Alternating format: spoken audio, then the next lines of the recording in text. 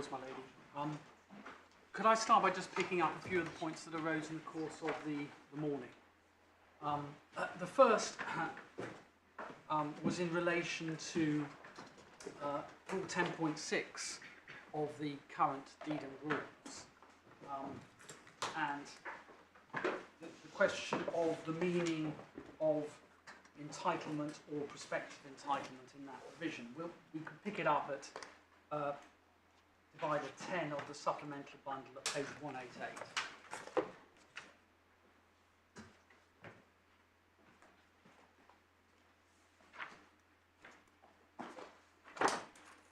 And you recall my submission was prospective entitlement referred to effectively a right to a benefit in the future.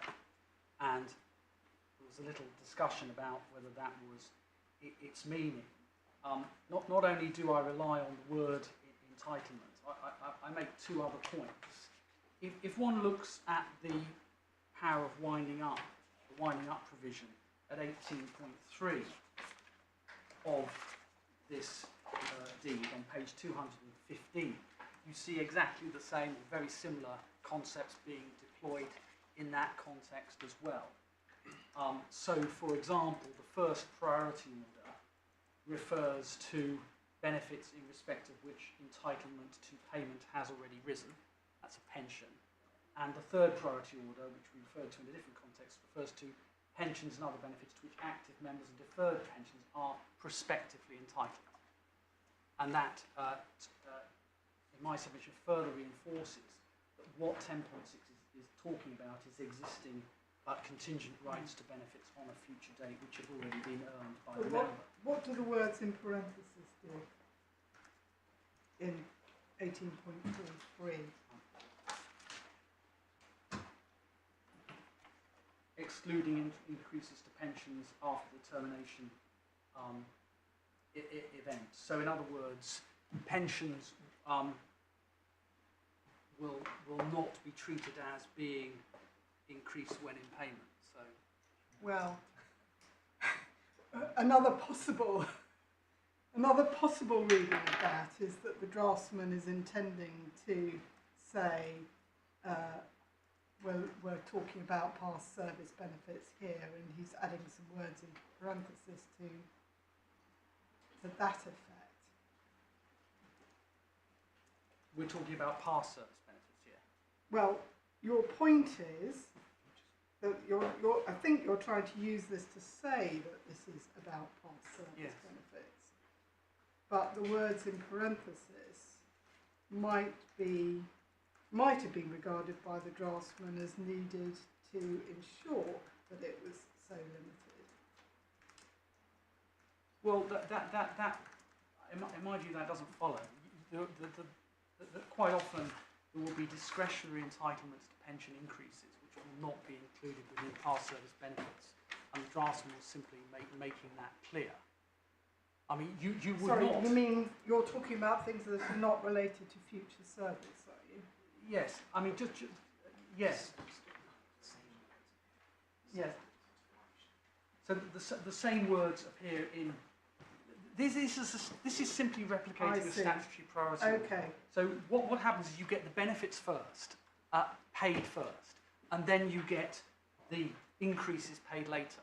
And that's in other words, everyone receives their original pension in full before being treated as entitled to increases. So all this is doing is maybe colloquially say so, shoving increases down the priority order. It's not suggesting that they're not part of past service. By increases, just to be clear what you say it's getting at, does it cover things like RPI related or other percentage increases that might be baked in? Yes, because you will under, for example, Section 51 of the Pensions Act and possibly the provisions of the scheme have an accrued entitlement to a pension which increases in payment by a fixed formula. And we say that is a past service benefit. It's just the quantification of the amount of the increase will depend upon RPI, but you have a right to RPI increases or RPI-based increases at a future point. And in my submission, that's quite naturally spoken of as past service benefit. Thank you.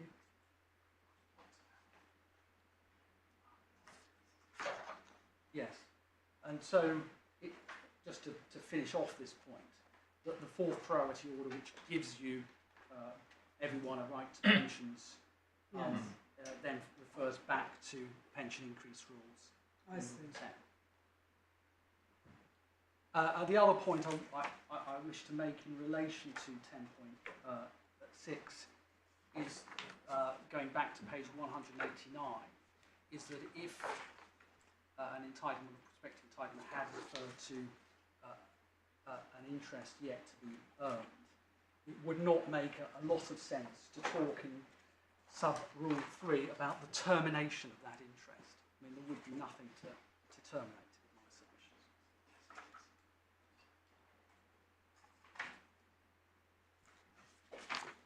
submissions. A further point which arose in the course of this morning was the question of the extent to which Bernardo's was only considering a single set of rules known as the 88 rules dating from 1988. And I think I now understand the confusion that arose in relation to that matter, because, as you recall, Lord Justice Lewison thought that he was construing the 88 rules which were in force. And in fact, that is true, but not the complete picture. If one goes back to the first instance decision, unfortunately I don't have it with me, and looks at paragraphs 7 to 9, you can see the facts stated there. What actually was the position was there were 5 editions of the rules. The first was the 78 editions, which were, to all intents and purposes, a different scheme. And then there were separate editions of the rules in 88, 2001, 2004 and 2007. Now, I think where the confusion arises that each of those continued to apply to the members who those rules covered. So in other words, and as is typical in pension schemes, each new iteration of rules will generally or may well cover people in employment, active membership at that date, but they will not affect the benefits of people who have already left service at that date or become pensioners. Their benefits will continue to be covered by the previous version of the rules. Therefore, each of those editions applied to sort of successive cohorts of members. So it is entirely correct, with respect to Lord Justice Lewison, to say that yes, the 88 rules were still in force, but equally, in my submission, it was entirely correct to say that as far as members who left in 2001, 2004 and 2007 were concerned, or carried on in service, that was a predecessor deed, in the sense that those members' entitlements were now covered by new deeds. The other point I think that you get from the Barnardo's first instance decision is it confirms there were minor textual differences between the different deeds, the later deeds, but they were not material to the decision. So I hope that assists on that point. Lord Justice Lewison also asked me what he thought the reference in the second exception to the third proviso was referring to when it talked about provision for being made by legislation for benefits. Just trying to pick it up. This is at 217, the bundle, of the supplemental bundle, tab 10. The actuary has to certify that the extent to which interests of such members are prejudiced, substantially equivalent benefits are provided or paid for by the BBC or the trustees or provided under any legislation. And I suggested that might have something to do with the newly introduced state pension, which I think I'm right in saying had been introduced in 1946, shortly before this. I think there is some support for that proposition in the terms of the original 1947 deed. And clause 14 of which, and this is page 28 of tab 2 of the supplemental bundle provides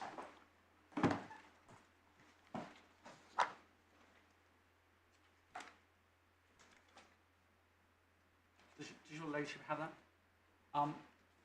Provides for the integration of the benefits of this scheme with the state pension. And essentially what 14 appears to be providing for is it allows the member's pension, which is payable under age 60 on this scheme, to be increased and then reduced when the state pension comes into payment at age 65. And one, in my submission, possibility is that the reference to alternative or different provision being made by legislation could be a reference to something like that. For example, the state pension being increased, taking a different form, coming into payment at a different stage, which coming into payment at the same time as the scheme, which may have required some remodelling of the existing entitlements under the scheme. I'm obviously not able to say that definitively, but in my submission, it is a plausible explanation of that reference. The other point to make in relation to this proviso and the requirement to provide substantially equivalent benefits, I was asked to give some examples of that, and I talked about... Sorry to interrupt you, Mr. Turner. The power in clause 14 seems to be exercisable on the application of the member. It's not a power given to the trustee with the consent of the BBC. The member has to ask. Yes. But so how does that help you interpret the power given to the BBC without the member's consent? Well, it might be in a situation where there was some they decided that they, in the light of a change to the pension regime, they wanted that reduction to be mandatory, or they wanted to take away the member's ability to ask for it. No, I understand that, but the point is that the initiative starts with the member. It doesn't start with the BBC or the trustee deciding to do something. The member has to apply for whatever may happen under this rule. Isn't that right? Yes, I believe that's right.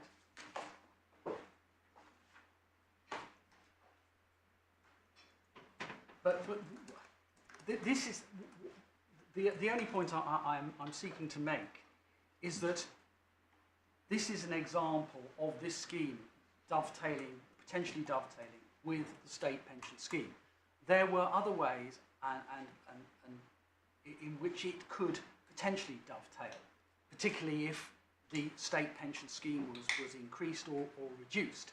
And the ability in the power of amendment to take into account the fact that the state pension scheme had doubled in whether you get substantially equivalent benefits applies irrespective of the current form of Rule 14. I'm simply giving that as an example of the fact that the draftsman was aware of the existence of the state pension scheme, and in some respects the provisions of the scheme were intended to dovetail with it. And there may have been future ways in which the draftsman said, well, he wanted to reserve the right to the trustees to amend the provisions of the scheme to dovetail in other ways. Just pursuing that a little further. Sorry, my lord, do you want to? No, I'm just going to ask that would mean, for instance, that if after the current rules came in, I don't know what the timing was, the government introduced the so-called triple lock on pensions. The pension, whether in payment or not, and it wouldn't be in payment because they would be only active members. The member accruing benefits under the scheme could have those benefits reduced because of the impact of the triple lock on his overall income. Is that right? Well, Potentially, yes. But again, back in 1948, 49, 1947, when the scheme was established, the whole idea of state pension provision was new. And I mean, just like we've seen for the Good Report, I mean, one has to be guarded about thinking that something was unlikely. I mean, here there was a provision for a pension scheme to provide benefits.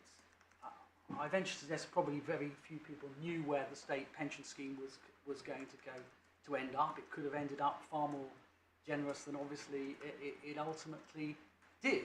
The draftsman may well have simply been, and all he's doing is reserving a right. He's simply saying that when you amend, if for example the state pension is radically different and more generous, that's something that can be taken into account. And that was in 1949. It obviously hasn't happened, but it would be a perfectly sensible explanation of why that provision was put in.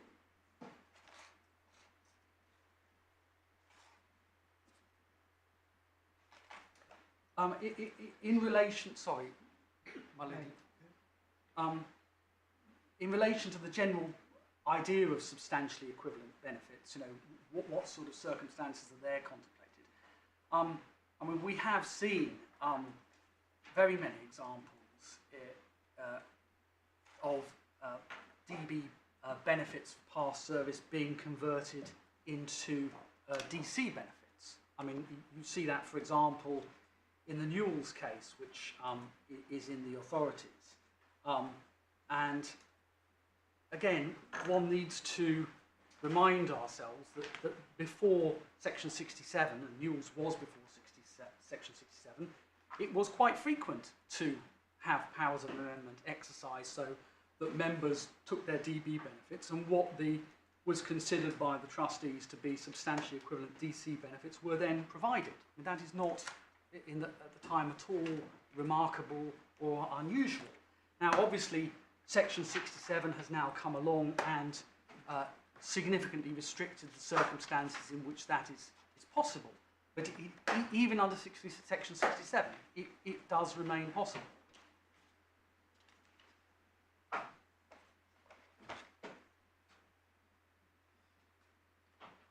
And the last point, if I may, which I'd like to go back to, is the observation from Lord Justice Lewison that the BBC is now saying somehow that it can do what it said it couldn't do in Bradbury. And I just want to unpick that a little bit.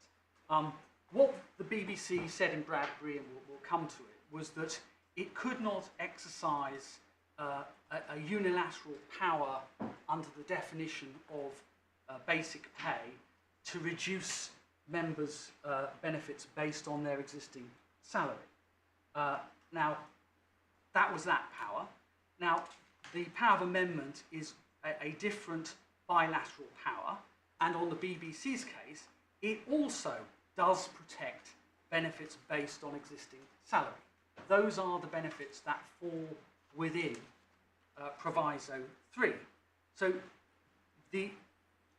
when it was introduced, it would not have allowed reductions in benefits based on existing salary unless there were equivalent benefits provided, or, for example, members voted that future salary increases would not be pensionable at a meeting. Now, that is obviously a very different process from the process envisaged in Bradbury, which was the unilateral declaration by the BBC of whether something was a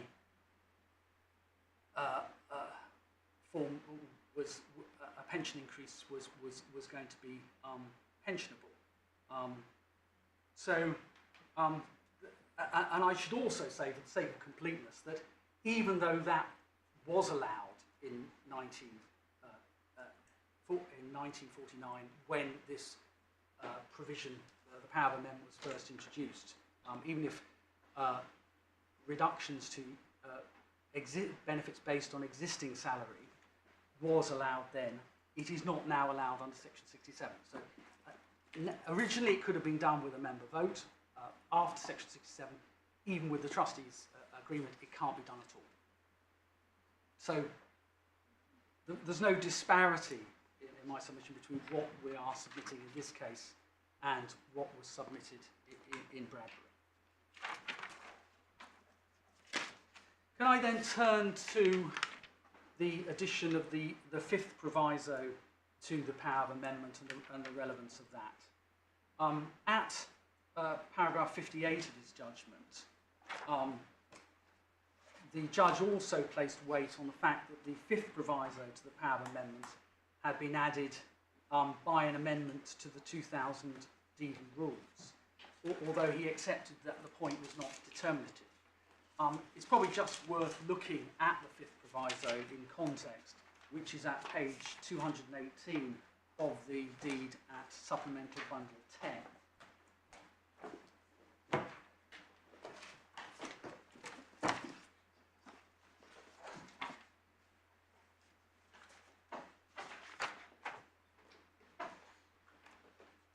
And this was added in 2000, as I say, very shortly after the introduction of Section 67, which came into force in 1997, and it simply provides the amendment. Sorry, Mr. Tennant, you said 218. 18 of the supplemental bundle, Right. which should be the power of amendment under the current rules. Something's gone wrong with my page numbering. That's the last page of. That is the last page. Okay.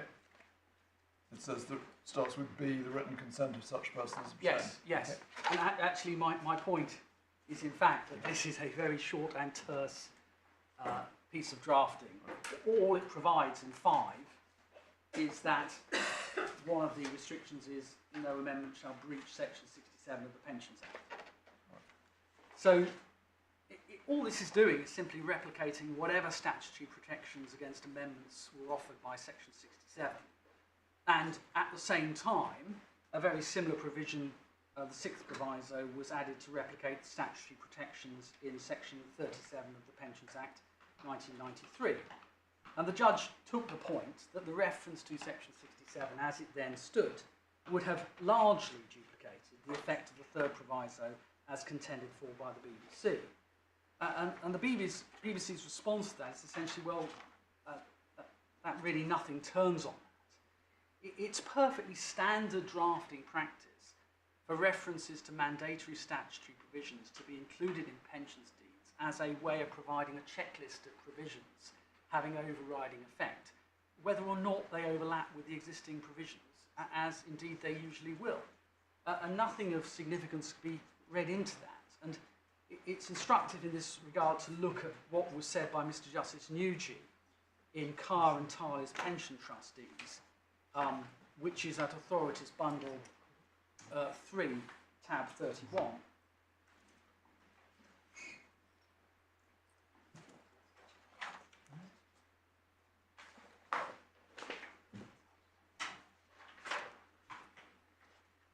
And if one picks it up at paragraph 64,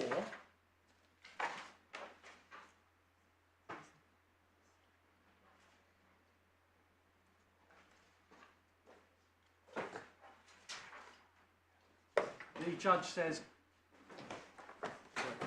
it's Authorities Bundle 3, tab 31, page 881.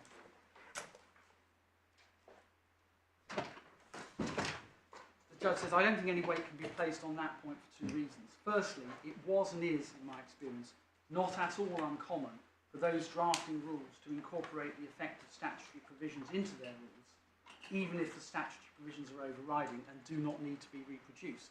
Whether a drafter did so or not was largely a question of personal drafting style. And Mr. Justice Nugent was, of course, an acknowledged expert in the area of pensions law before he became a judge, so his experience in this area was considerable. The judge accepted that point anyway, so.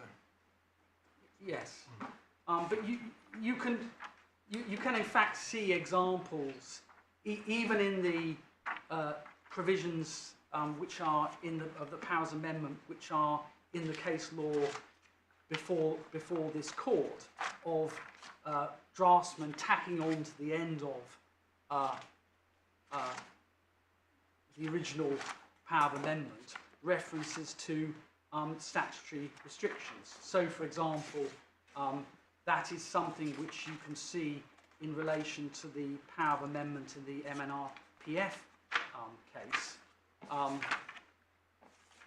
which I don't currently have a reference to, but I think it's paragraph 5 of that decision, where the power of amendment is recited and it's got various restrictions, and then at the end there's a reference to section 67, which would have overlapped with the prior restrictions, just as the fifth proviso overlaps in this case.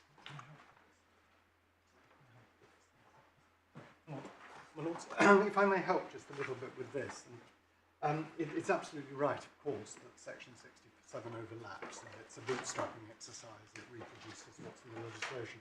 But you will appreciate that before its introduction here as a proviso, deferred member pensioners did not have any protection under the provisos to this amendment power. You have a protection for active members in the third proviso, and in the fourth proviso you have a protection for a person not being an active member who is at the date of the alteration entitled to a pension under the scheme, or any person who will, on the death of any such person, be so entitled. So the fourth proviso protects the interests of pensioners and then those taking beneficially behind them. The third proviso protects active members, but if you are a deferred pensioner, there was no protection provided until proviso 5 was introduced. And whilst I have the floor, just for a second, if I might assist a little bit more in relation to Lord Justice Lewison's question, and I don't for a moment suggest that this was something in contemplation in 1949, but my learned friend was attempting to assist the court in relation to the substantially equivalent benefits point, and in relation to substantially equivalent benefits, quotes, provided under any legislation. And an absolutely classic example of that, much later than 1949, arises out of a provision to which my learned friend Mr. Tennant has already referred the court, Section 51 of the Pensions Act 1995, which provided for mandatory pension increases, initially linked to RPI, capped at 5% in relation to service from the 6th of April 1997 onwards. So a piece of legislation provided mandatorily for such pension increases. It would have been commonplace in schemes of that time to find a provision for fixed pension increases, let us say, of 3% per annum.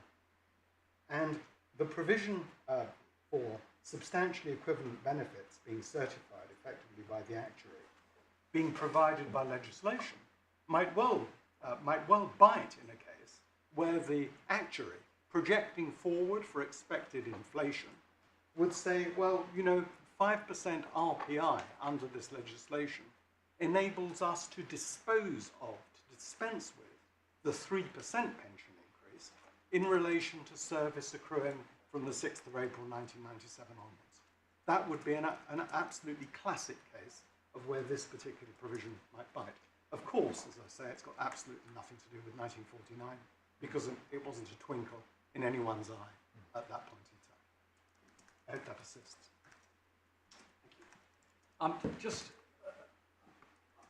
I see what my learned friend says in relation to the effect of Proviso 5 when introduced.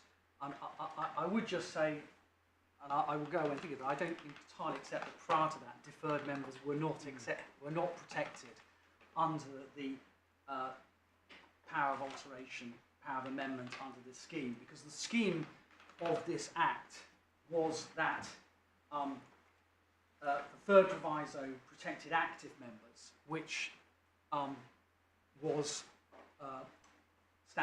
everyone knows what an active member is, and the fourth proviso has always protected everybody else, and that was at the date of the original deed. the phrase "any person not being an active member who at the date Well, of it alteration." didn't say active member, but is there no difference? There's no. Originally, It said member. member, but member I think were defined as people in contributory service. And Right. So member meant people.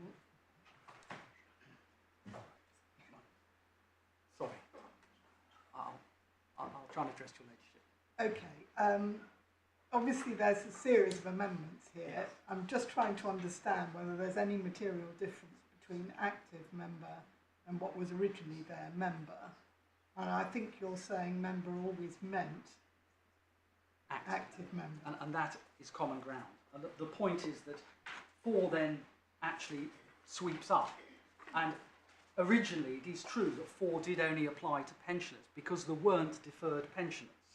But they would, in my submission, even before you added the reference to section 67, have fallen within the definition of any person not being an active member who, at the date of alteration, is entitled to a pension under the scheme, because they are contingent.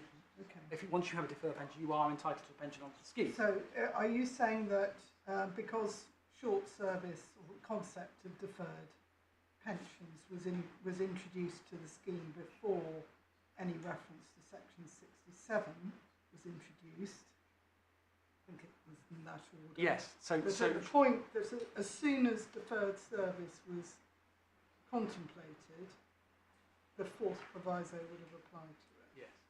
So I think the sequence of events is the scheme gets established in 1949 with lump sum benefits for deferred members, and I will be making submissions that those are still past service benefits.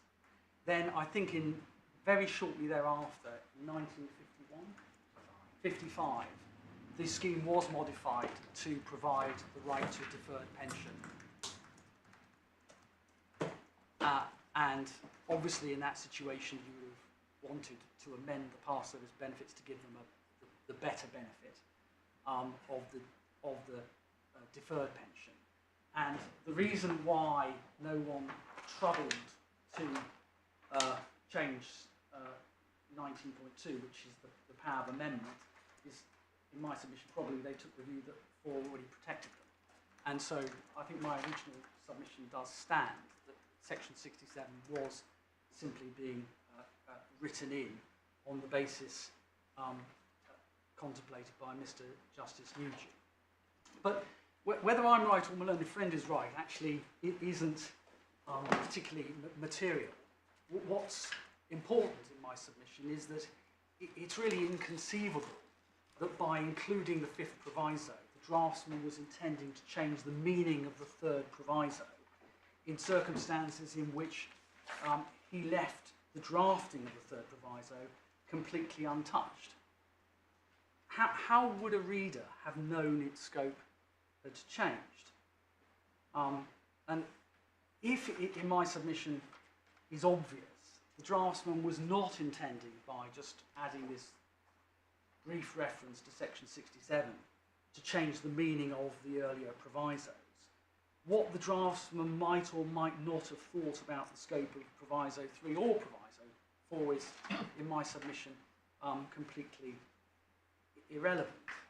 I mean, if the draftsman had concluded, as the BBC contends, that the 3rd proviso only protected past service benefits without salary linkage, it would still have been rational and not an obvious anomaly, which is how the judge described it, to include the 5th proviso, not least because it, as Mr. Justice Nugent said, it was capable of being a checklist of overriding provisions, but because the section 67 protection had different exceptions to the protections in the 3rd proviso. So the 3rd proviso required a majority active member vote, for example, whereas section 67 required individual consent. I mean, the other possibility, of course, is that the protection offered by section 67 can change over time, and indeed it has changed over time. So it doesn't now completely duplicate proviso 3 because, for example, amendments under section 67 are now voidable rather than void. they're only avoided if you go to the Pensions Ombudsman. So there was perfectly sensible reasons for including it, and there was no reason to assume, because he didn't touch the draftsman didn't touch the third proviso, that he or she intended it to be changed.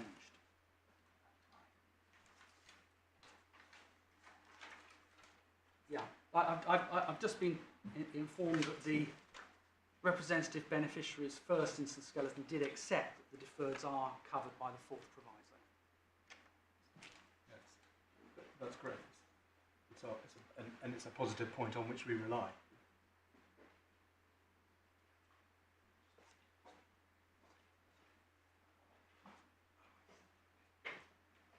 The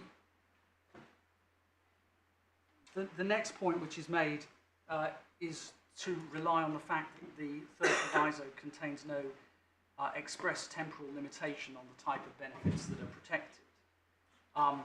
However, on the BBC's case, there was no need for such a limitation to be expressed. If, as the BBC contends, members' interests in the third proviso refer to legal rights to benefits, as it does in other contexts, a temporal limitation is not needed, because those rights only arise in respect of past service. In any event, the complaint about the absence of a temporal limitation seems to us to be an example of what my Lord Justice Lewison describes in his book on construction as a "why didn't they say it" argument, which don't necessarily assist, because obviously if the draftsman had been more explicit, no doubt the case wouldn't be before the court. But I mean, equally, it's open to the BBC to say, well, if the draftsman had meant to protect the benefits said by the representative beneficiary, it could easily have said that. I next turn to the reliance of the judge and the representative beneficiary on the benefit structure under the 49 deed. The judge obviously treated it as significant that under the 1949 deed there was no, originally there was no provision for a leaving service pension if the member left to join service, left service early. As we pointed out in our skeleton, that was typical of pension schemes at the time. If a member chose to leave service, schemes generally offered the member a lump sum benefit based on a return of all their contributions plus interest. And in the case of the BBC deed, that lump sum benefit can be found in Rule 8. Is it right to call that a benefit? So you get your money back? Well, you get your money back with a rate of interest, and if you postulate the proposition that that's not a right or a benefit which is accrued by past service, then it would suggest that it could be reduced, or the rate of interest could be reduced under the power of amendment. And although it may not be, and again, this I think is the difficulty with looking back at a deed with modern eyes, it is clearly not as generous as a modern deferred pension. And it was for that reason that the Social Security Act 1973 and 1975 made it a compulsory requirement for pension schemes to have deferred pensions. Because obviously people, when these schemes were set up, there was intended to be a reward for long service. That's clear. But that doesn't mean that the scheme didn't pay benefits also, just less generous benefits, if the member chose, for example, to go off and work for a competitor. They still got a lump sum benefit based on the value of their contribution. Only their contributions, nothing to reflect indeed. what the BBC. That's absolutely right. But that was how schemes worked at the time, with interest on those contributions. And the judge dealt with this by saying that an active member in 1949 would have been surprised to be told that his interests were confined to benefits already earned, which had no immediate value to him and which he could never realise if he left employment before normal retirement age. But what we say about that is, well, there's a number of points we can make. I mean, firstly, and most obviously, it involves speculation as to the state of mind of members in 1949, for which there wasn't an evidential basis. And secondly, it is not correct to say that a member's past service rights in 49 were confined to the pension, which had no immediate value and which he couldn't realise if he left employment. To begin with, as we pointed out, under the original rules, members who left employment had the legal right to a lump sum of all their contributions with interest. And as I've said, the fact that it wasn't as good as what legislation now requires and what we are all, as pension lawyers, accustomed to seeing, does not mean it was not a valuable right and worthy of protection of the third proviso. Otherwise, that power of amendment could have been used to reduce the rate of interest or even halve the amount contingently payable after the member had already built up the lump sum entitlement by making his contributions. I mean, it's like a bank account in this sense. I mean, if the bank pays you interest, I mean, it clearly is a right to have that money repaid by the bank with interest. And obviously the bank could not go back and say, well, now we're halving the right, the amount, or halving the rate of interest which has already accrued. It is worthy of protection in its own right, and the mere fact it isn't as valuable as the benefits we are now accustomed to see doesn't mean it's not worthy of protection. Similar lump sum benefits were also payable under Rule 9 in the event of the member's death while in service before reaching... So when you say similar, were they confined in a similar way? Yes, they were the same. They were return of contributions. So even if you died? Or... Even if you died.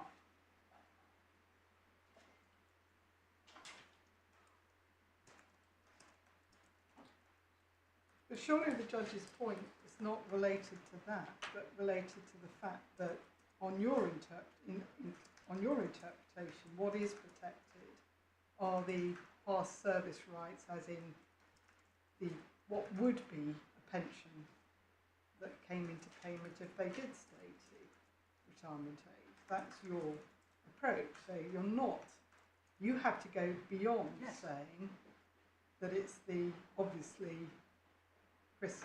obviously available right to have your contributions. Yes, I'm only making these.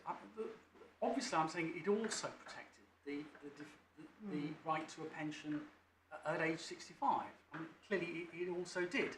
I'm just saying that it's not right to say they have absolutely no benefits of the scheme which are going to be protected, other than that pension. There were two other benefits, and if you had been in long service and then left service, those were capable of being valuable rights and deserving of protection. But of course... Can I just clarify, were there circumstances, before deferred pensions were introduced, were there circumstances where you could do better than getting a return of your contributions plus interest if you left before retirement age? I don't believe so. I will check that. Thank you.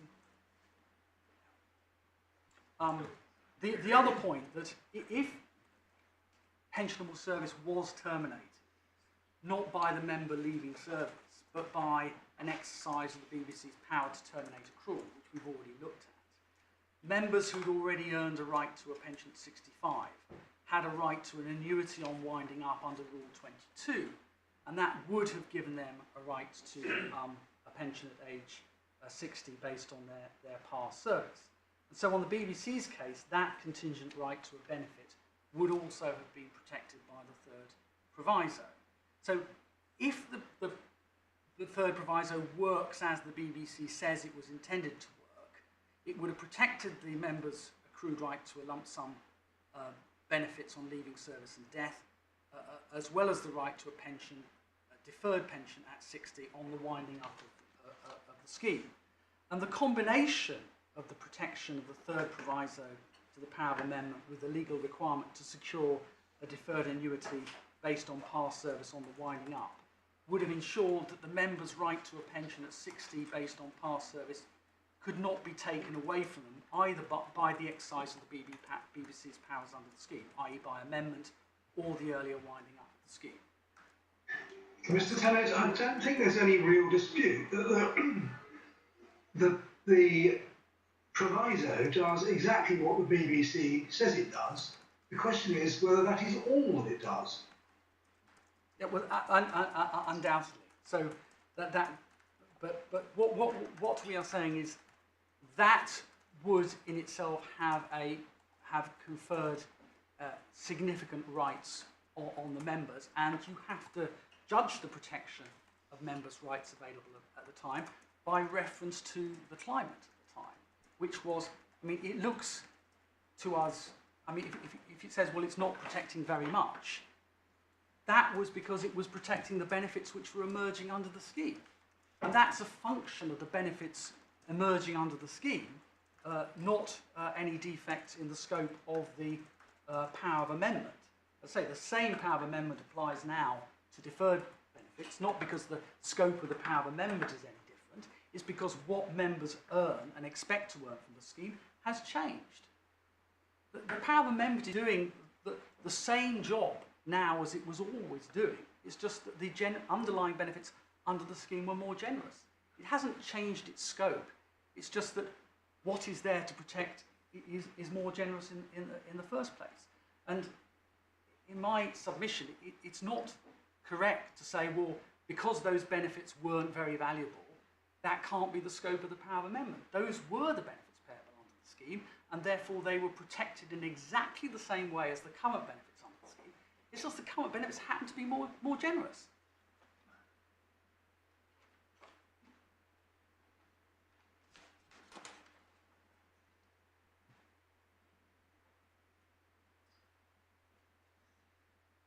I mean, the final point we make about this in relation to paragraph 42 of our skeleton is that even if you construe the third proviso so that it protects the possibility of future accrual, it doesn't actually cure the lacuna identified by the judge about the lack of a leaving service pension.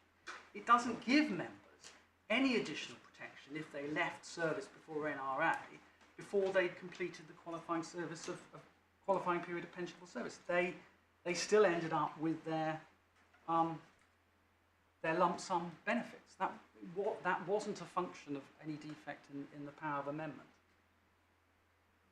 So, in relation to this matter, the representative beneficiaries go further than the judge in suggesting that past service and future service rights under the 1949D were one indivisible package, and therefore the active members didn't accrue or earn anything under the deed which would fall to be protected by the third proviso.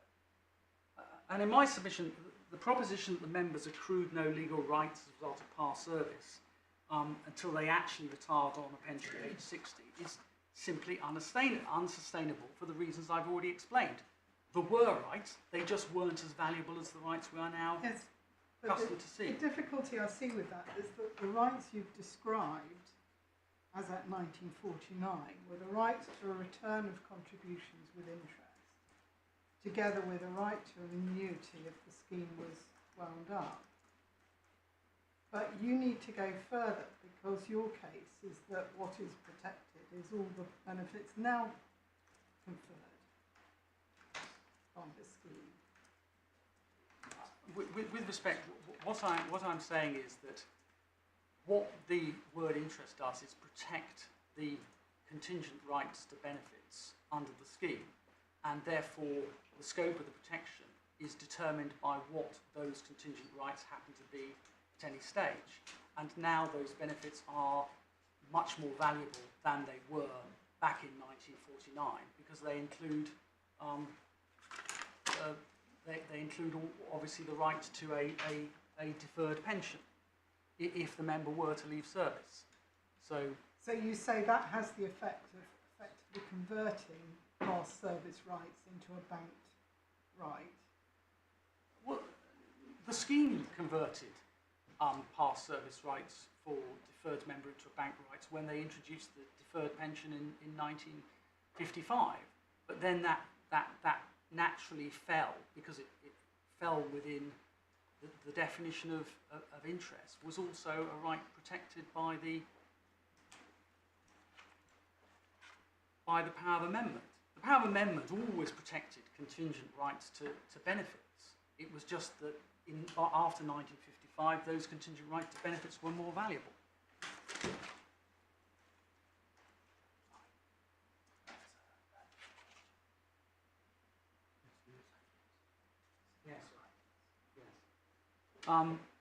Just one point of clarification in response to your question. If you left service through ill health, you would get a pension under 1949 Rule 7, not just a return of contributions. Thank you. And the way the judge put it in paragraph 55 was to say that in 1949 the principal focus of the scheme at the time was on the benefits payable at the point of retirement.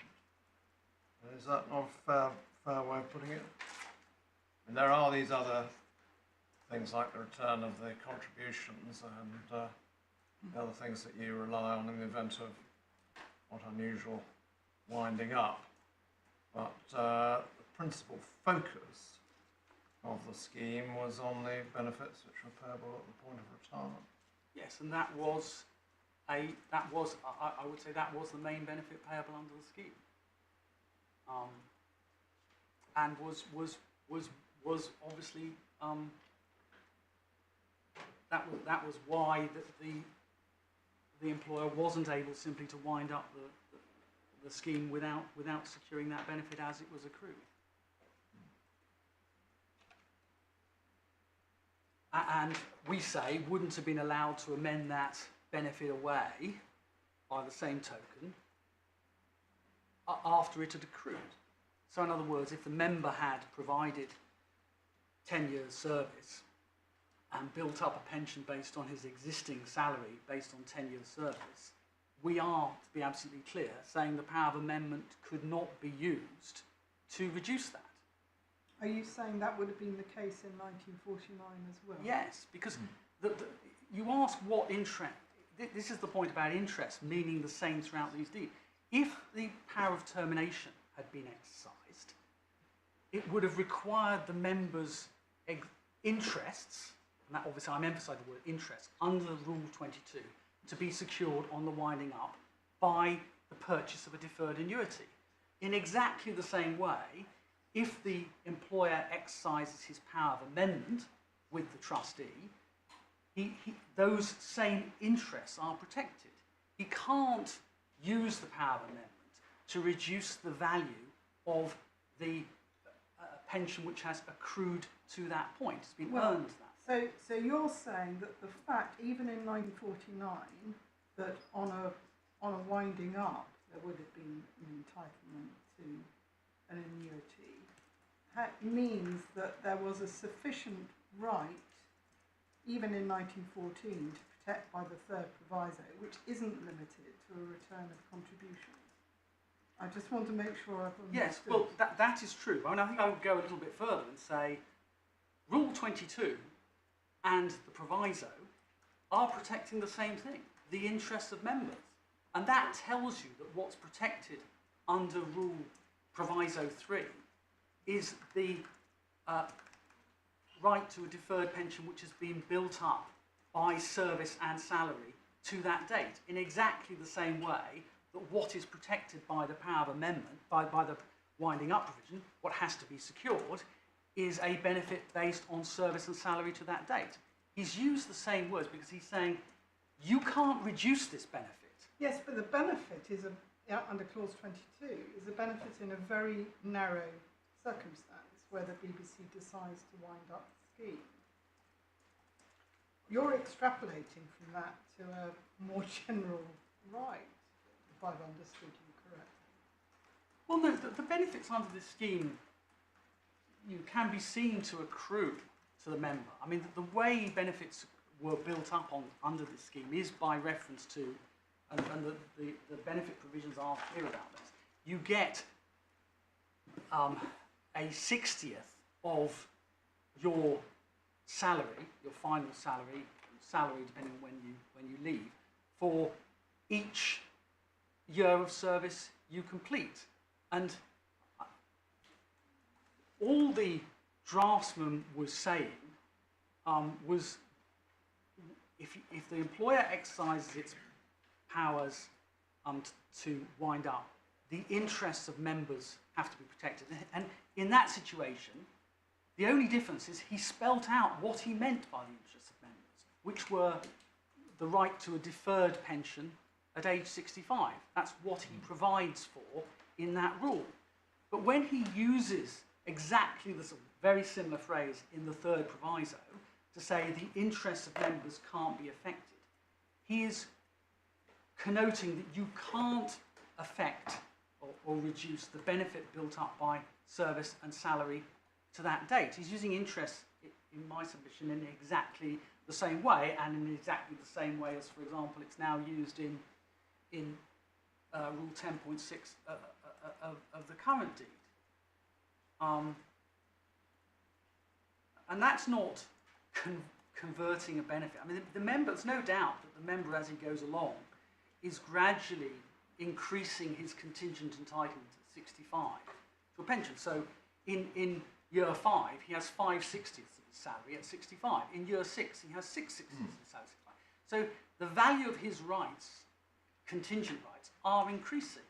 And the word interest is applied to mean the value at any point of what he's already earned. And that's true under the winding up provision. It's true under Proviso 2. It's also true under Proviso 3. So the scheme is not he's protecting the winding up rights as such. The point is more that what the draftsman is doing is saying, look, this benefit, true it is, won't come into payment until you get to 65. But what can't happen is the BBC can't say, I'm going to terminate accrual and you get nothing. If the BBC wants to terminate accrual, you've got to pay what's been earned, the value of the right earned up to that date. Similarly, the BBC can't exercise a power to amend the scheme so as to reduce what you've already earned up to that date. But the concepts are exactly the same. But we're not protecting the winding up right. It's simply the way interest is described under the winding up rule informs what is intended to be protected under the third proviso. And it makes perfect sense to give equivalent protection in both those provisions, because they're both concerned with the employer's rights, effectively, to interfere with members' position under the scheme.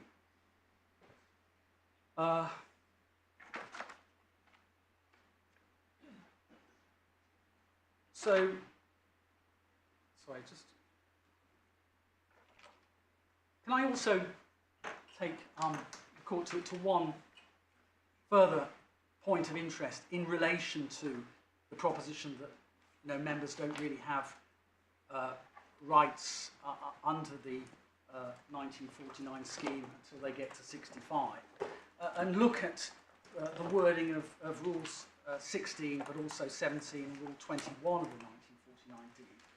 That's divided to, start at page 29.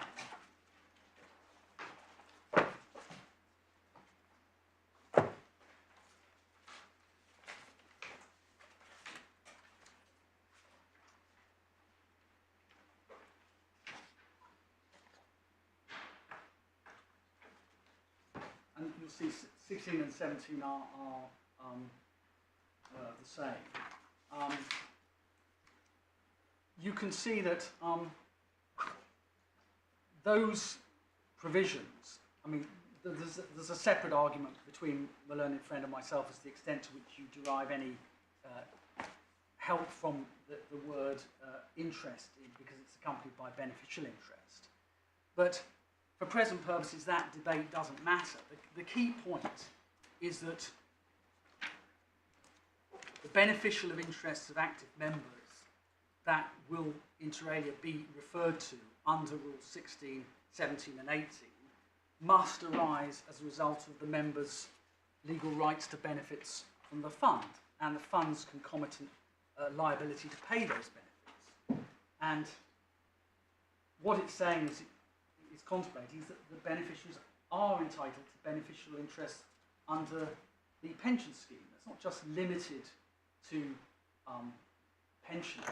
And this would also apply, in my submission, if an active member attempted to assign the rights he'd already built up by prior service. And the draftsman is clearly regarding these rights as a beneficial interest. Sorry, are you effectively saying these clauses and rules are limited to past rights? Because wouldn't the draftsman want to prevent any attempt to assign? Yes, I am saying that, because that's what beneficial interest would mean. You would only acquire a beneficial interest in a fund through having earned an existing right. You wouldn't acquire. The beneficial interest is a consequence of an existing liability on a fund. And you don't acquire, the fund doesn't become liable to pay benefits until they've been earned. And the member doesn't acquire rights or a beneficial interest on the fund until they have provided the service necessary for that.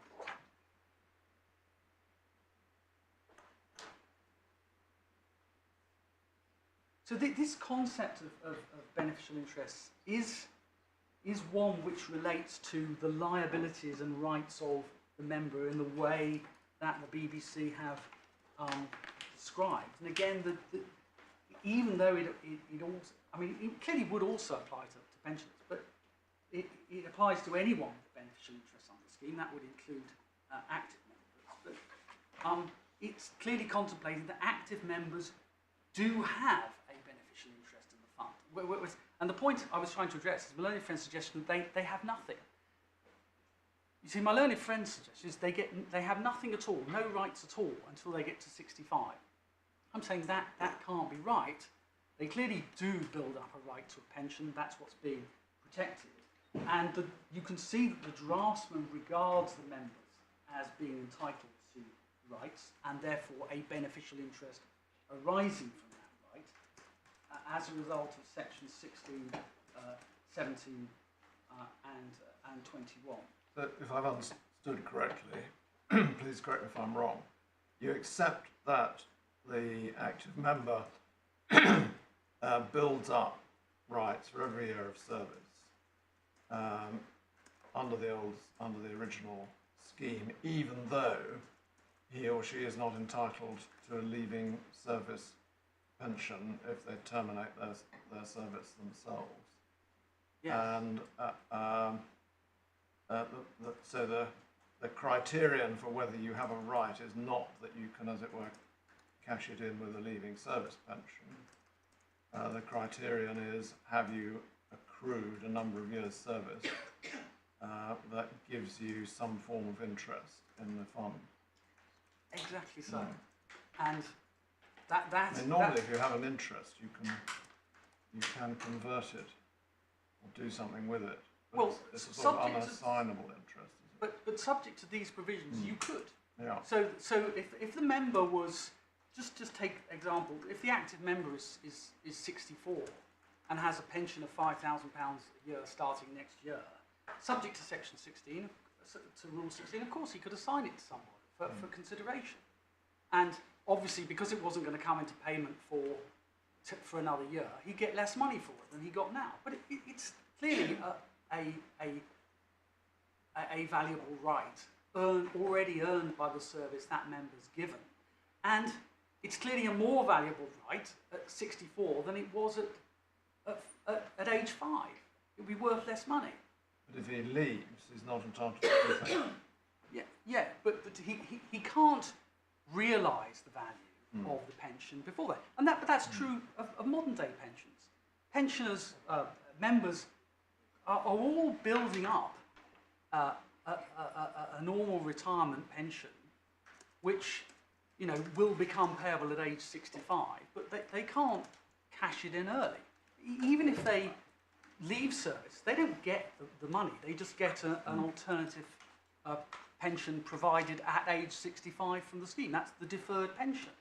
It's just provided by the scheme rather than simply a lump sum return of benefits and then say you've got no further rights. But in all these cases, there's no immediate ability to... This point is not about, is this benefit payable? It is there an underlying right to something that will become contingently payable? And that's the concept which we are trying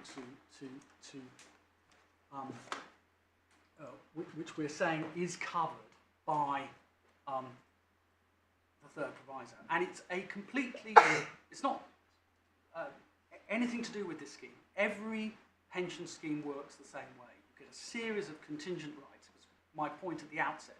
You get a pension potentially on ill health, you get it on early retirement, you get it on late retirement, you get it on normal retirement, you might get lump sum benefits on death. These, you can't get hold of any of them while you're an active member, and whether you get hold of them as an active member will depend on what the future holds for you. If you die, you'll get a lump sum benefit rather than your pension in many cases.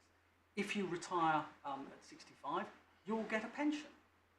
If you leave service before 65, you will now get a deferred pension. Previously, you'd have got a lump sum built up by your previous contributions. But all these benefits, contingent though they are increasing and improving with value each year of service you give.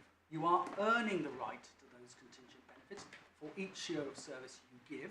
And that is what both the winding up provision and the power of amendment is ensuring cannot be taken away from you by the exercise of the employer's powers under the scheme. I think maybe the key distinction you're drawing is between what you just described, earned rights, so many 60th, by reference to years of service already undertaken, and future service. Because what I'm struggling with is in 1949, when there wasn't a leaving service pension, your so-called earned pension is entirely dependent on you remaining in employment, in this employment, or in employment with the BBC until you're age 60. I'm trying to understand the difference between that and a future pension, which is similarly dependent, the future years, which you say are not covered, which is similarly dependent on you staying in employment with the BBC. The distinction, if I may say so, is you've earned one, you haven't earned the other. And that's a very important distinction. And that's yes. what we, maybe it's my fault. But you're then interpreting the word interest as sort of equivalent to earned. But that is, I say I'm able to do that because I look at proviso 2, I look at the Rule 22, the winding up rule, and I say that is how interest is being deployed. These are the interests which are being protected under the scheme.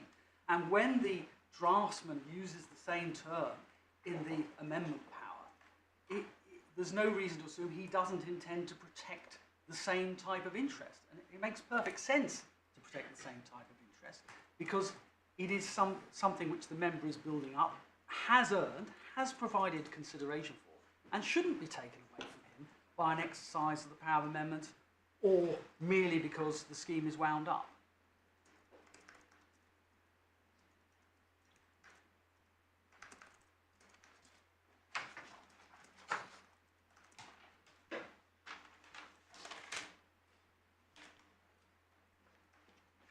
Can I now turn to the relevance or otherwise of other case law, the process of construction?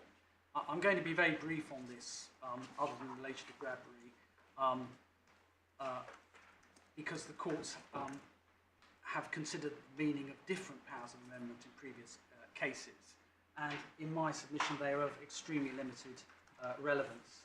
The correct approach for the court to take to these authorities, given that they involve significantly different wording, is the approach taken in ATOS IT services and ATOS pension scheme.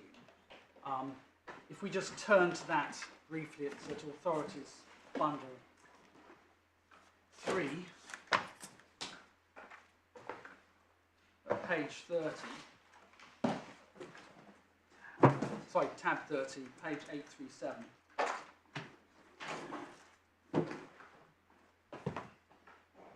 you'll see this is another example from that paragraph of construction of a power to change the index by which pension increases were awarded.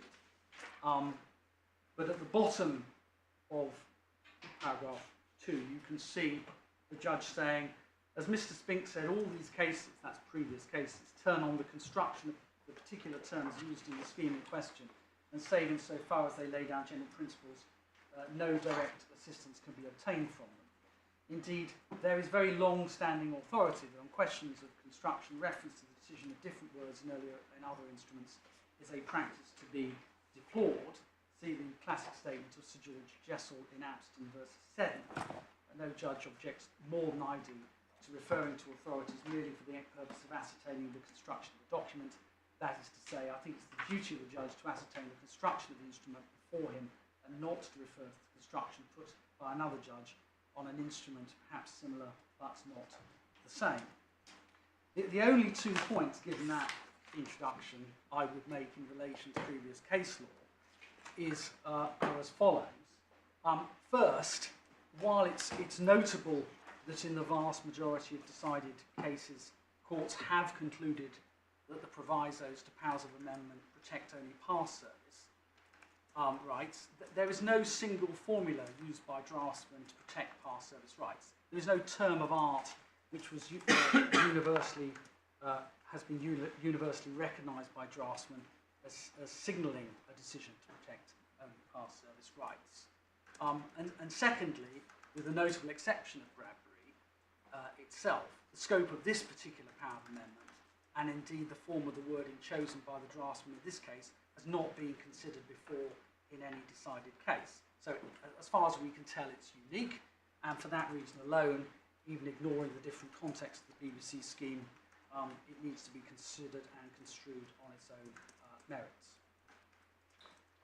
Can I then turn to my submissions, which can be a bit briefer on future salary linkage? So this is question B decided by the judge. The question is perhaps less material than it was in the light of the findings made at first instance. Certainly, the judge has already made a carve-out in respect of the Court of Appeal decision in Bradbury, and in the BBC and Bradbury, the Court of Appeal did, in my submission, treat as valid a power currently vested in the BBC to break the final salary link for past service insofar as that only related to future salary increases. Obviously didn't give the BBC a power to break the final salary link in respect of the existing salary, but what generally people mean by the final salary link is the ability of pension benefits to increase each time there is an increase in salary. That's what people generally refer to as the final salary link. And in the Court of Appeal, the BBC was held to have the BBC suggested that the Court of Appeal proceeds on the basis the BBC had a power to break that link as regards future salary increases. So, obviously Bradbury is relevant in relation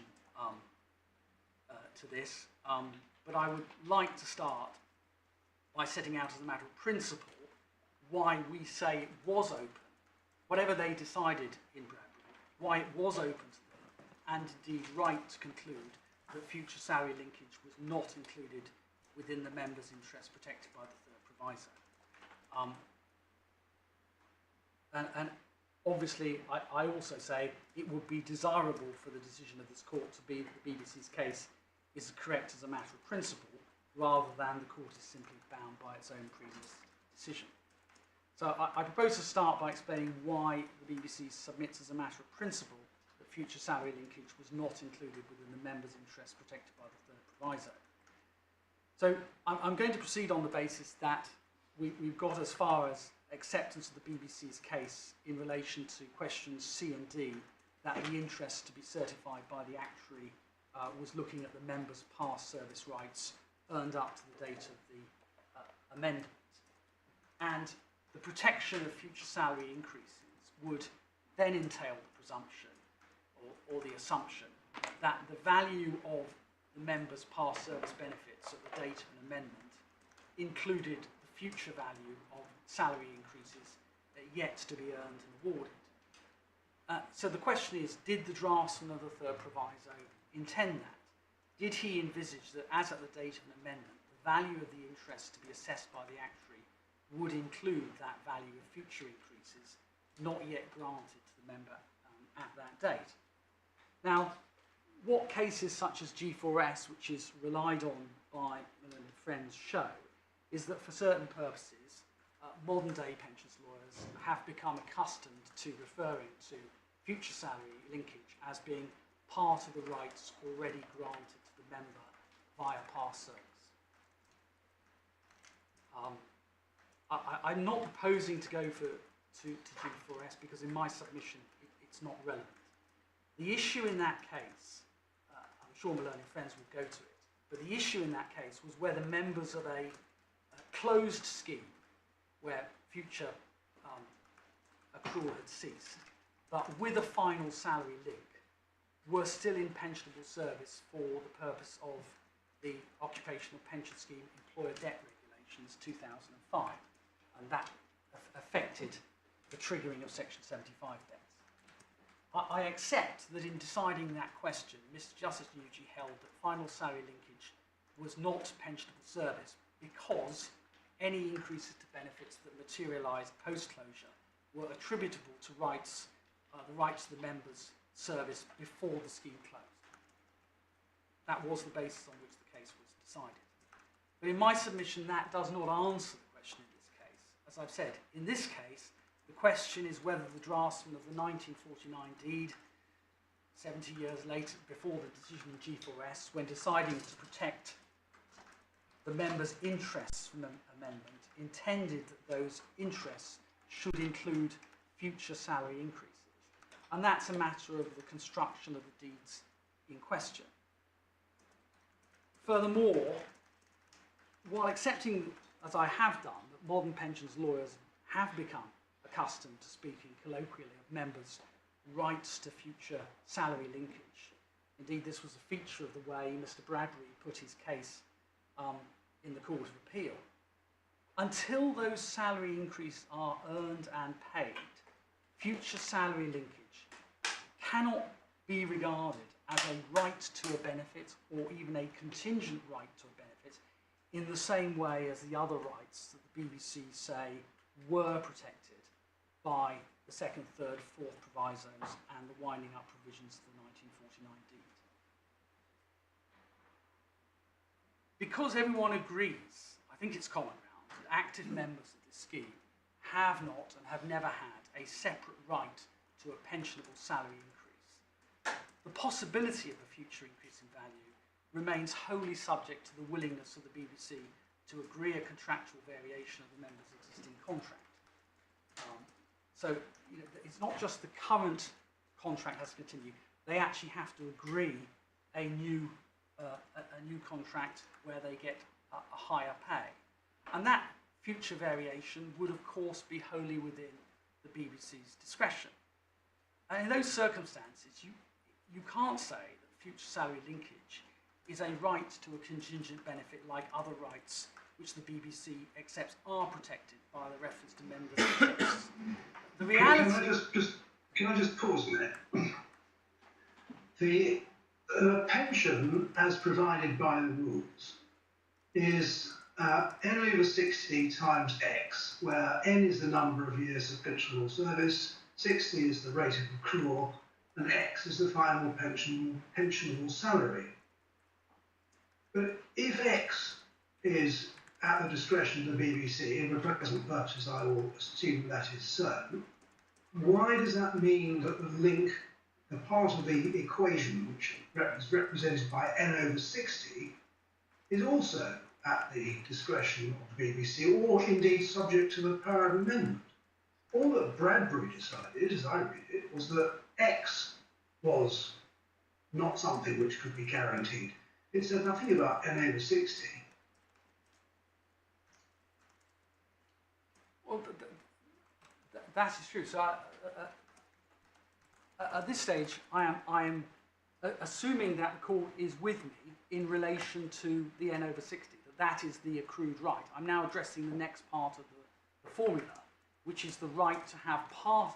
So I'm saying N over 60 is protected, and does it then include, because N over 60 is different from the final salary linkage. N over 60 builds up every year. So to go back to the example, in year 5, the member has a contingent right to a pension at 65 based on 5 years service. In year 10, it's based on 10 years service. So it is increasing in value. That is being earned by the member. In relation to future salary linkage, at any point in time, N over 60th is dependent on the member's salary at that time. And that will only increase if the BBC agrees to a contractual variation where that increases. And the member has no right to an increase in their salary. They have a right to their existing salary. They don't have a right to an increase in their salary. And that is why we say there is a difference between a contingent right to benefits under the scheme and future salary linkage of those benefits under the scheme.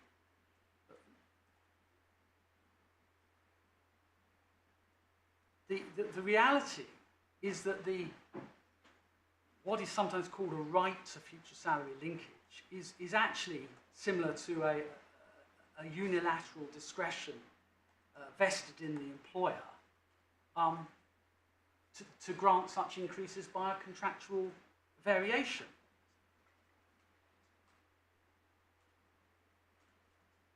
So, if, for example, there was a provision of the scheme that gave the employer a unilateral and absolute discretionary power to grant augmentations to members' existing benefits in the future, that would not be a contingent right to benefits. No right to benefits would emerge from that until the employer had actually exercised its power to grant the discretionary augmentation. And final salary linkage is, in substance, similar to that, because the employer is obviously free whether to agree or not to agree to the variation of the employee's contract by increasing his or her salary, and therefore increasing the member's past service benefits under the scheme. Now, what follows from that is that if this is really something which is only going to be provided if the employer in its discretion agrees to a contractual variation, you cannot say that at the date of an amendment, if the discretion has not yet been exercised, the final salary, the new final salary has not yet been earned, that the member has a contingent right at that date. And therefore, neither the possibility of the BBC granting future salary increases, nor the possibility of the BBC exercising an absolute discretion to augment existing benefits would be protected and have to be valued by the actuary under the third proviso. And again, we say that there are clear contextual indications the draftsman of the third proviso did not have in mind the protection of future and as yet unearned salary increases when referring to members' interests. And obviously in that regard, again, we refer to the way interest is used in Rule 22, the winding up provision of the 1949 deed, which defines the benefits of active members that are to be secured on a winding up. And as we've already... Can I ask, sorry to interrupt, can I ask this? I'm struggling with contingent rights and what is and what isn't a contingent right. I mean, why is the right, the pension linked to final salary times N over 60? Why is it not a contingent right in the sense that if the BBC decides to increase your salary, then you will get N over 60 times that. If the BBC doesn't decide to increase your salary, you'll get n over 60 times your current salary. Well, It's contingent on the amount is contingent on the BBC but deciding. in general, one doesn't talk about. I mean, that's why I'm pointing out that it's more akin to a discretionary right, and there's a distinction between a discretionary right. So if the BBC under the scheme has a power to augment, assume you get benefits based on your existing salary, but the BBC has a power every year, in its absolute discretion, to augment that benefit. That's a discretionary power. That is not a contingent right, because the BBC is basically has a discretion as to whether to give it or not. Whereas I can see you don't have a right to a salary increase, but there's a different question of whether you have a right to a pension calculated in a particular way if the BBC does increase your salary. yeah.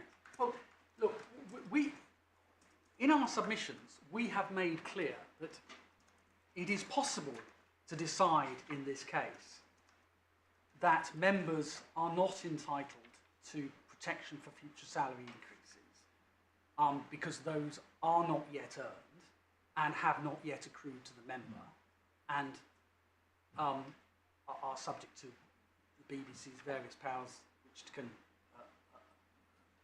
terminate accrual, but nevertheless decide that final salary linkage is an incident of the already earned past service rights. I mean, that is the analysis in G4S.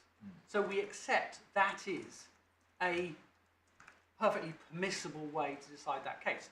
That there is a distinction between final salary linkage, which can be regarded as attributable to past service rights, and what are called, future service rights, which are not rights at all. It's the mere potential for future rights to be earned if pensionable salary continues in the future, and if the member continues to earn those benefits in the future. You can regard future salary linkage as already earned. The point I am attempting to make is that equally it is, although it's part of it's said to be part of a contingent set of rights, it itself is effectively equivalent to a complete discretion in the employer whether to grant the right. And normally when you're talking about contingent rights, you are not talking about discretionary rights. It is something that will, subject to certain contingencies, come into event. But we don't, it's not where it's in the absolute control of someone else who's also a party to the pension scheme. So that is the argument why you might not consider, as a matter of principle, future salary linkage to be within the definition of the member's interests at the date of an amendment, in the same way as it is clearly not within the member's interests at the date of a winding up. And yet the same word, member's interest, the same phrase, member's interest, is used in the winding up to certify what rights of the member will be secured in that eventuality. And the point we're making is that the draftsman's choosing of those same concepts is an indication that he did not regard final salary linkage as a contingent right in the same way as the other benefits he was trying to protect under the power of amendment. So that is the argument in principle in relation to final salary linkage. Again, it's said on the other side of the court that other cases have come to different conclusions as the protection of final salary linkage. Again, the answer is the same. We have not relied on previous cases in relation to future service benefits, even though most of those cases have concluded that future service benefits are not protected. We don't rely on them because we recognise the provisions in those cases were completely different. In my submission, it is equally irrelevant to any sensible attempt to ascertain what the draftsman of this proviso intended to refer to wording used by in a differently drafted proviso, drafted by a different draftsman of a different power of amendment in a different scheme. And exemplifying the difficulty with the submission is the suggestion by the learned friend for the trustee that it's implausible to argue that the word interests in the BBC scheme has a narrower meaning than the word benefits used in the Courage scheme. But the actual wording of the Courage proviso protected benefits secured by past contributions. The wording of the proviso in this case protects the interests of members certified by the actuary, or words to that effect. And those phrases are on their face radically different, even without considering the wider context of the 1949 and current BBC deeds. And in my submission, the fact that the draftsman of the Courage Staff Pension Scheme was found in 1987 to have used the phrase benefits secured by past contributions to include final salary linkage doesn't tell you anything reliable about what the draftsman of the BBC deed meant when he chose to refer to the interests of members certified by the actuary to mean back in 1949. I mean, I should also point out that the trustee itself accepts it was not until Courage was decided, this is at paragraph 19 of their skeleton, it was not until Courage was decided in 1987 that the idea that accrued or secured benefits included future salary linkage was even first judicially articulated. And that was almost 40 years after the third proviso had been drafted. So, in summary, our position on future salary linkage is as follows. For the reasons I've explained, it is possible to reach the conclusion that a right to salary linkage is part of the past service rights protected on the basis of the analysis of Mr. Justice Nucci in G4S, albeit in a very different context. So it's possible to conclude that the word interests protects those rights as past service rights. However, we say the better view is that given the clear difference between the nature of a future salary linkage and a contingent right to a benefit under the scheme properly so called, there's no reason to believe the draftsman of the third proviso intended the reference to members' interests to be certified by the actuary to include what was effectively final salary increases which had not yet been earned and which were effectively at the discretion of the employer in future.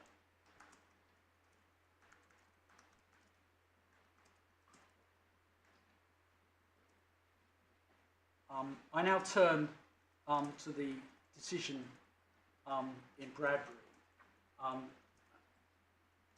As I say, it's our position that the Court of Appeal decided that an amendment in 2000, which gave the BBC the power to declare that all or part of future salary increases would be non-pensionable under the scheme, did not infringe the third proviso and was therefore valid. So we say the issue before this court is why did the Court of Appeal come to that conclusion? So it proceeded on the basis that the BBC did have that power.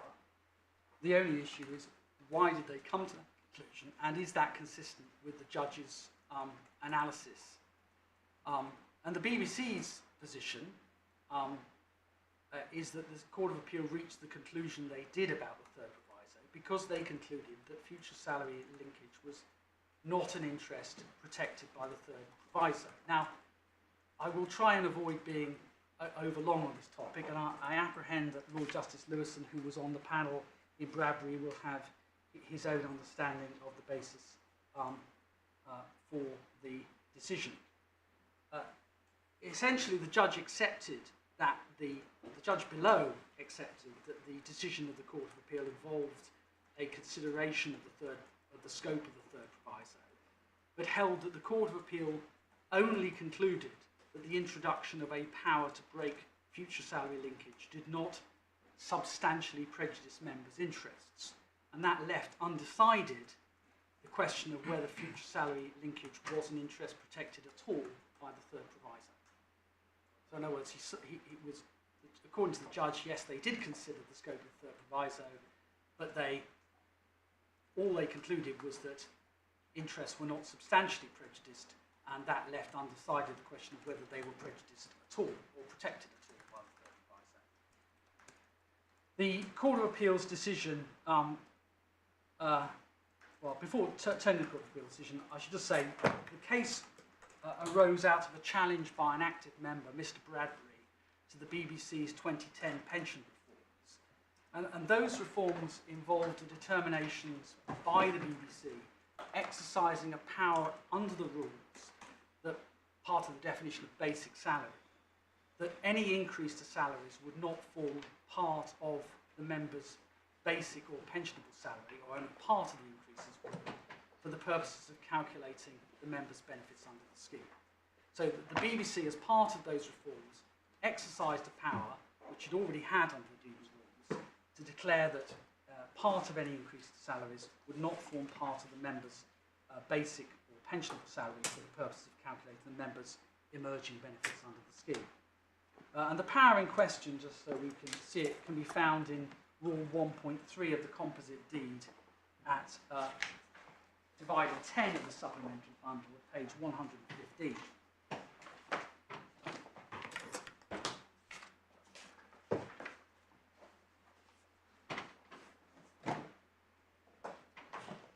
And it's within the definition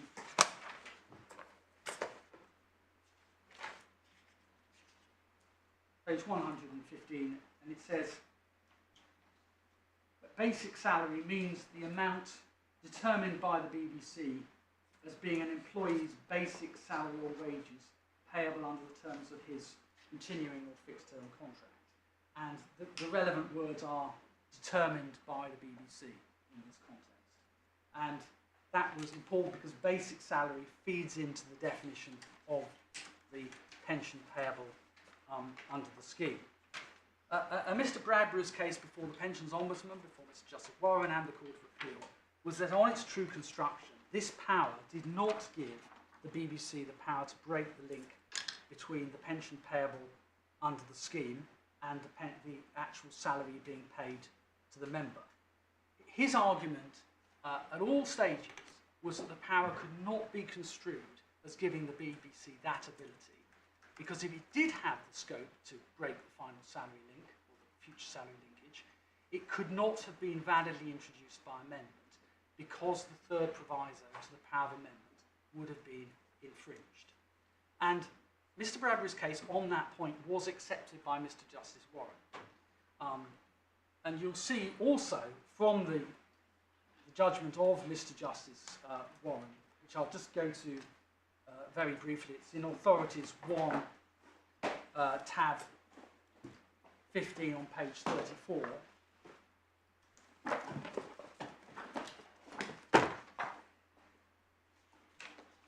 And just turns to paragraph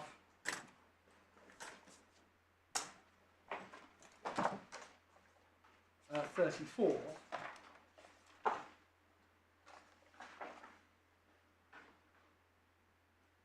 You'll see that Mr. Bradbury did seek to rely on Courage and IMG before the Pensions Ombudsman in support of his argument that future salary linkage was protected.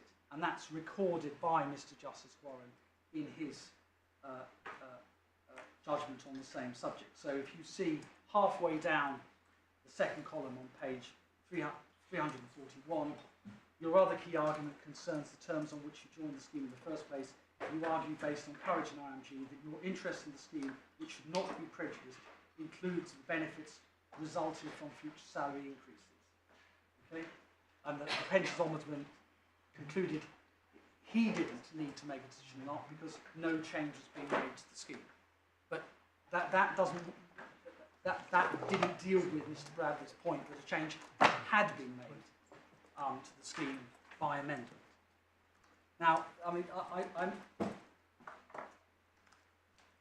and obviously, we say Mr. Justice Warren, who was also counselling Courage, obviously was aware of that case. We say he didn't refer to it because those cases, that case concerned a different power of amendment, and he didn't need to refer to it.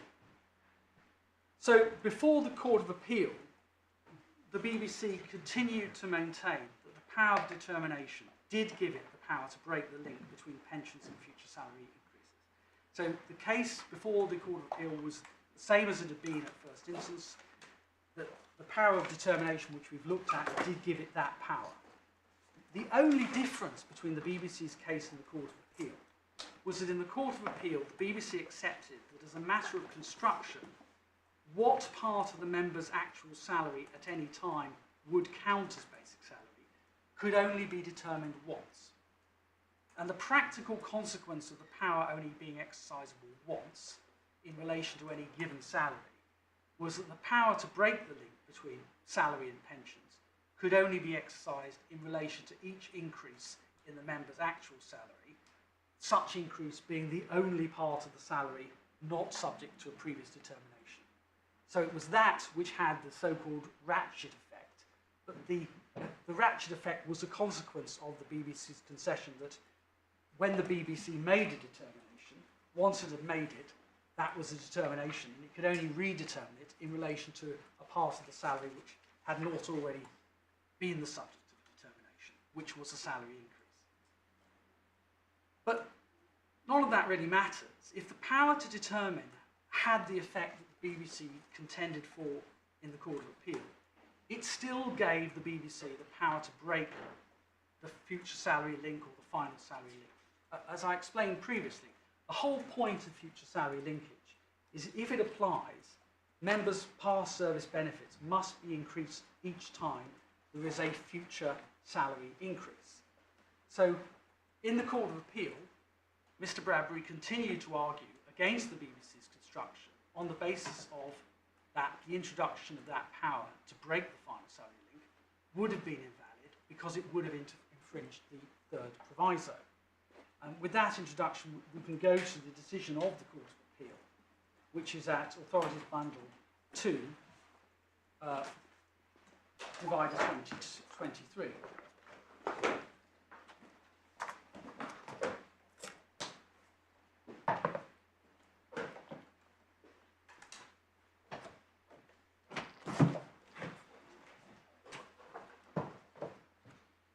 In the Court of Appeal, the leading judgment was given by Lady Justice Gloucester, with whom the other members of the Court both agreed.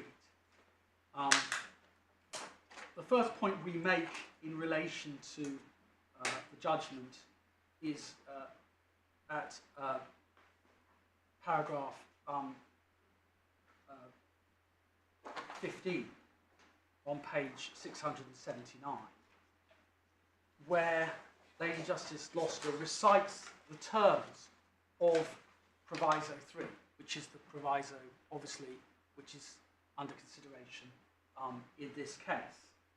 And the point we want to particularly emphasise, apart from the fact she obviously does recite this power because it's an issue, she takes the trouble to italicise the third proviso, which begins, take effect as regards the active members whose interests are certified by the actuary to be affected thereby. She does not bother to italicize the second test, which is whether the actuary can certify the modification does not substantially prejudice the members. So, in my submission, that clearly implies she was addressing the question of what the scope of interest was, not what the meaning of substantial prejudice to interest was. At paragraph 28, the Lady Justice Gloucester describes the first issue they have to decide as, and this is Roman 128, page 682, did the definition of pension basic salary permit the BBC to determine whether or how much of a pay rise counted as basic salary or would breach the scheme rules to impose the cap?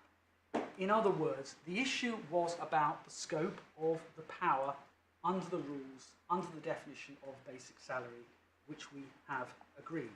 The issue was not simply about whether the BBC was entitled as a matter of contract to do that, and whether the position could be brought about via a contractual agreement. I'm not saying that was not relevant to the point, but the actual decision was this a power which could be exercised under the rules of the scheme? The BBC... Again, my recollection may be hazy, but I have reread this case a number of times. But what the court was concerned to understand and interpret were the definitions in the scheme, in the rules, as they stood at the date of the court's decision. Although, as part of the narrative, Lady Justice Gloucester quoted Rule 19.2, the scope of Rule 19.2 was never an issue in the Court of Appeal. Mr. Justice Warren commented that if the clause, the new definition meant what the BBC said it meant, it was difficult to see how they actually could have so defined it, but even he didn't discuss whether the amendment was within or without clause Rule 19.2. So I'm bound to say I don't myself think that Bradbury's got anything to do with the scope of Rule 19.2, but no doubt you'll show me that I'm wrong. Well, my lord, I'm going to obviously take what your lordship says into account.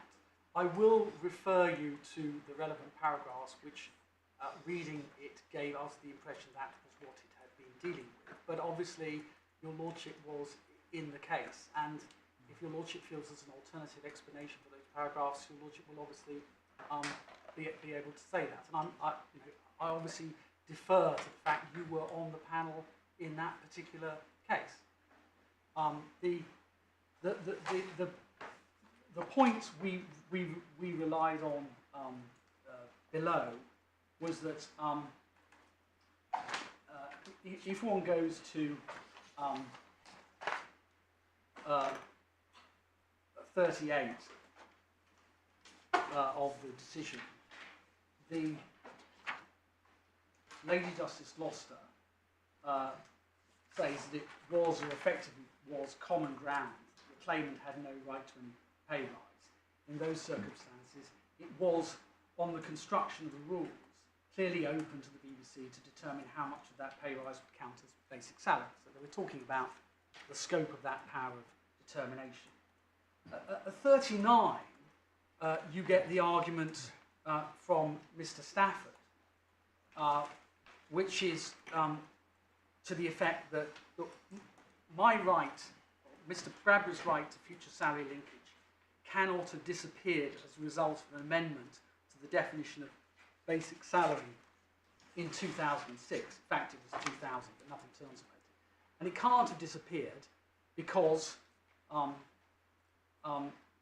just picking it up at the end of paragraph, at the bottom of page 685, if the introduction of a separate definition of basic salary and the mechanism of a determination had the effect contended for by the BBC, it would not have been possible for the actuary to have certified that the amendment was not detrimental to the interests of active members of the scheme, which in fact occurred. And that did seem to us to fairly raise the question of the scope of Proviso 3, which had previously been recorded by Lady Justice Gloucester. And it's that point which Lady Justice Gloucester seems to be dealing with at paragraph 40, when she responds with an emphatic, "I disagree." And we read that as being, she is disagreeing with the submission, that amending to add a power in the terms for which the BBC was contending would have been detrimental to the interests of members. Yes, but as she says two things. First of all, they actually had certified, so how they actually got to that position really doesn't matter. The second, as she said, between B and C, in the proceedings before us, there was no challenge to the legitimacy of the 2006 amendment. So nobody said this was outside the scope of Rule 19.2. As far as I can see from the report, visually my memory is now nearly 7 years old, so I don't remember the finer points, but no. it doesn't seem to me that the scope of Rule 19.2 was ever an issue. I would entirely accept that it was not directly an issue, because obviously the challenge was not put on the basis that Mr. Stafford was now belatedly trying to set aside this amendment. Nevertheless, the question of whether it would have been possible to certify the amendment was not detrimental to the interests of members was raised and appeared in our submission to be dealt with by Lady Justice Gloucester in those words. I mean, we also drew attention, and I accept this is all to do with a submission as to whether the amendment could have had the effect contended for by the BBC. So it was an argument in aid of the construction argument, but nevertheless it was an argument based on the scope of the same proviso before the court, and it did appear to us that that was something which was considered and dismissed by the Court of Appeal on this occasion, and in particular we referred to the fact that at 42 the critical point is said by Lady Justice Gloucester in relation to this submission to be that the exercise of the power of determination contended for by the BBC does not have any reductive effect on an employee's existing pension entitlements at the date of an increase in salary. And that seemed to us, with respect, to be suggesting that the actuary was able to give his certificate because, as a matter of construction, or a matter of the BBC's construction, the exercise of the power introduced by the 2000 amendment would not have any reductive effect on an employee's existing pension entitlements. And we took from that she had taken the view that it was relevant to address that question because the employee's existing pension entitlements were what she regarded as the member's interests under Rule 3 at that particular time. My Lord, I'm not proposing to say any more about the case than that, other than to explain why we introduced the point as we did. I would just say just a couple of observations about my friends the trustees' submissions on this point. The trustee takes a slightly different point, that the decision in Bradbury was really a decision about what the BBC was entitled to do contractually outside the rules. And in paragraph 5 of its supplemental skeleton, the trustee says that it's not asserting that the BBC's ability to do what it did was based on any contractual agreement, a so-called SWT agreement with members, that pay increases would not be pensionable. Rather, they say, at paragraph 5 of the supplemental skeleton, the basis of the decision was that the Court of Appeal simply recognised that contractually the awarding of pay increases, whether pensionable or not, was already at the discretion of the BBC. And they thus suggest that the Court of Appeal accepted that the new definition of basic salary gave the BBC a right to determine whether or not such pay increases would be pensionable in the eyes of the scheme, that's the phrase used, because this simply reflected the contractual position. So it's all about contract. But in my submission, the trustee is there trying to have it both ways. If the BBC already had the contractual ability to declare an increase non-pensionable in the eyes of the scheme, it would not have needed the power that was introduced by amendment. If they already had that power, they didn't need to rely on this power to determine. If the BBC did need the new power to determine, the amendment enabled it to achieve something it was previously not entitled to achieve contractually, or not entitled to achieve without an SW agreement. And the BBC's case was put plainly on the basis that it was relying on the scheme power, not just its existing contractual rights, to declare that its interest would be non-pensionable. And that's, otherwise, why was the Court of Appeal referring to the power at all? So whatever else, in my submission, both parties in the court were proceeding on the basis that the power enabled the BBC to do something it could not simply do on the basis of its existing contractual entitlements. I've already addressed the point that where Lady Justice Gloucester was clearly dealing with the matter as a question of construction of rules. I'd also make this point, and it's an important one. If it were the case that any employer who is not already contractually committed to give a pay rise has the contractual power to declare an increase in salary non-pensionable in the eyes of the scheme, to use the trustee's phrase, where does that leave cases like Courage, IMG and Leeds? Because the scope of the protection of the power of amendment in such cases would simply be irrelevant. Most employers are not already contractually committed to give a pay rise, and yet it has not previously been assumed that because of that, they would have the power in the eyes of the scheme to declare pensionable salary increases non-pensionable. And that, in my submission, is why there was a focus on the power of determination under the rules in this case, and not just on the contractual position. Not it's just turn on the construction of the scheme.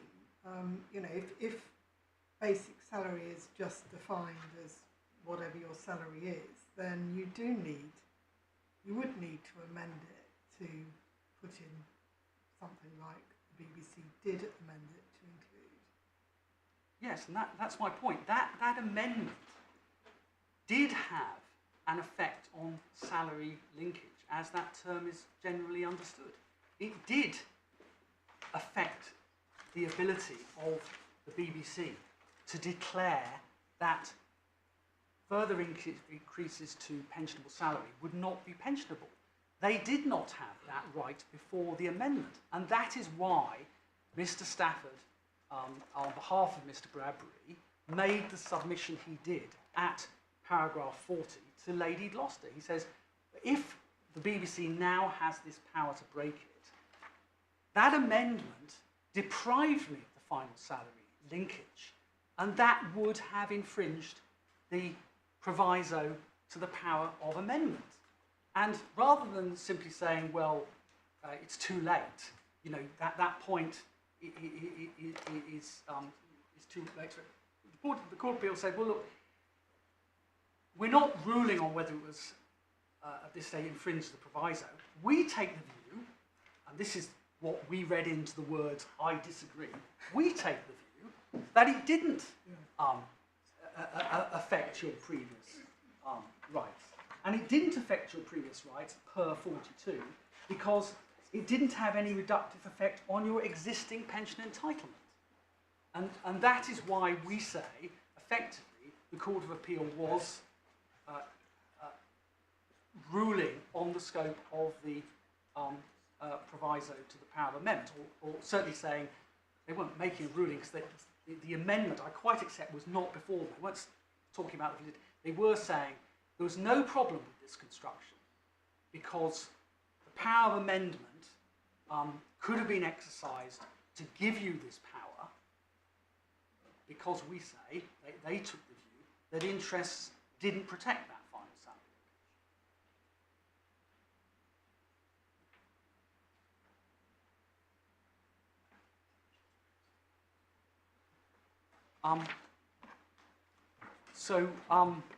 That concludes my submissions in relation to the second question and my submissions overall for this. Thank you.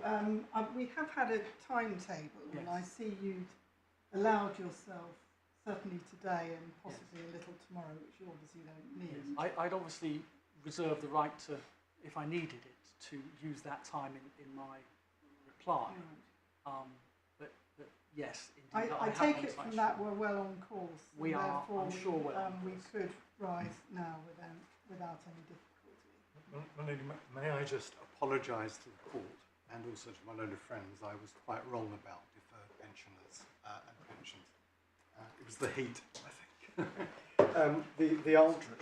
My mistake related to proviso 4 on page 217 of the supplemental bundle and related to the words entitled to a pension. And it is quite clear that entitled to a pension does include a deferred pension. I think that's where I understood. No, we indeed, ended up. but I said I got it Yes. wrong. And page 116 defines deferred pensioner as someone entitled to a pension in that particular capacity. Sorry, and So the reference again, page 116 contains the definition of deferred pensioner. It's a member who has left service entitled to a pension. And so that's a conclusive answer. And so I really do apologise. Thank you. So 10:30 tomorrow.